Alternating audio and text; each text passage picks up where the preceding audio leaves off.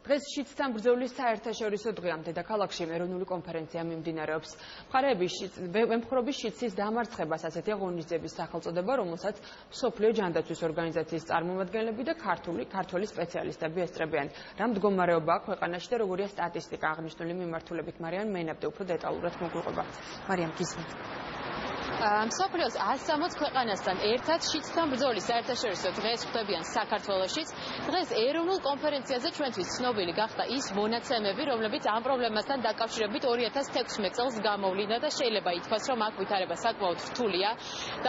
დაავადებათა კონტროლში საუბრობენ დაახლოებით 9600 ინფიცირების შემთხვევაზე, თუმცა ეს არის ვარაუდი, ოფიციალურად დადასტურებული შემთხვევა არის 6065, სადაც ლიდერობენ მამაკაცები, კერძოდ გამოვლინდა 4508 შემთხვევა მამაკაცებში, რაც შეეხება ქალბატონებს, აქ არის 1557 ქალბატონი, რომელიც ბოლო 11 თვის განმავლობაში დაინფიცირდა.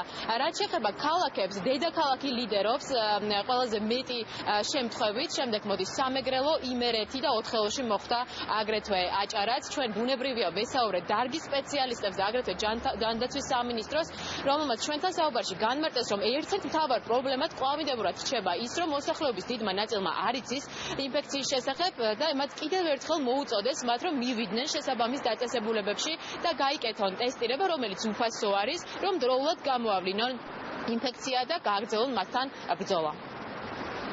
15 წლიდან ჩვენ პირველ რიგის მედიკამენტებს ჩვენ ვყიდულობთ, სახელმწიფო ყიდულობს ამ შემთხვევაში. 2018 წელს, 2017 წელს 25% იქნება ჩვენს მიერ დაფინანსებული, 2018 წელს უკვე 75%.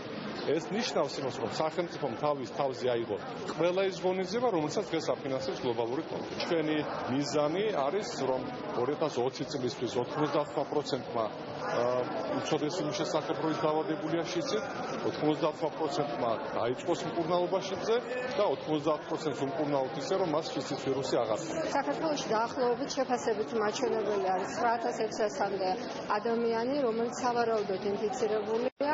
აქედან დაახლოებით ნახევარი ყავს გამოვლენილი. ამიტომ დღევანდელ დღეს, გარდა იმისა, რომ ჩვენ ამ აღნიშვნას ვუერთდებით, ჩვენი მიზანია მოუწოდოთ მოსახლეობას ჩაიტარონ ტესტირება, გაიგონ საკუთარი სტატუსის შესახებ, იმიტომ რომ მკურნალობის თვალსაზრისით ნამდვილად საქართველოს რეგიონში არის ლიდერი, ძალიან კარგი შედეგებია. ეს აღარ არის სასიკვდილო განაჩენი.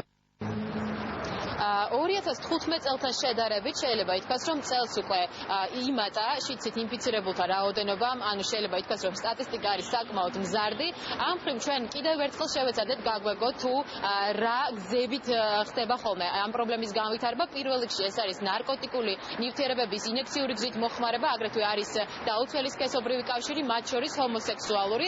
ჩვენ ვესაუბრეთ ჯანდაცვის მსოფლიო ორგანიზაციის წარმომადგენელს, რომელმაც ჩვენთან საუბარში განმარტა, რომ განსაკუთრებით მსოფლიოში ამ მხრივ ვითარება რთულია აღმოსავლეთ ევროპაში, გამომდინარე იქედან, რომ ჩვენ მოხდით სწორედ ამ რეგიონში, ჩვენს მეზობელ ქვეყნებშიც მსგავსი ვითარება და შესაბამისად ეს სტატისტიკა სწორედ ამ პირობით არის განპირობებული, ამ მონაცემებით არის განპირობებული, მაგრამ მსოფლიო ჯანდაცვის ორგანიზაცია ჩვენთან საუბარში ასევე ამბობს იმასაც, რომ განსხვავებით სხვა ქვეყნებისგან საქართველოში არის იმის შესაძლებლობა, რომ მოსახლეობა მოახერხონ სახელმწიფოს მეშვეობით, სახელმწიფოს დახმარებით ამ დაავადებასთან ბრძოლა. მოვისმინოთ მსოფლიო ჯანდაცვის ორგანიზაციის წარმომადგენლის კომენტარი.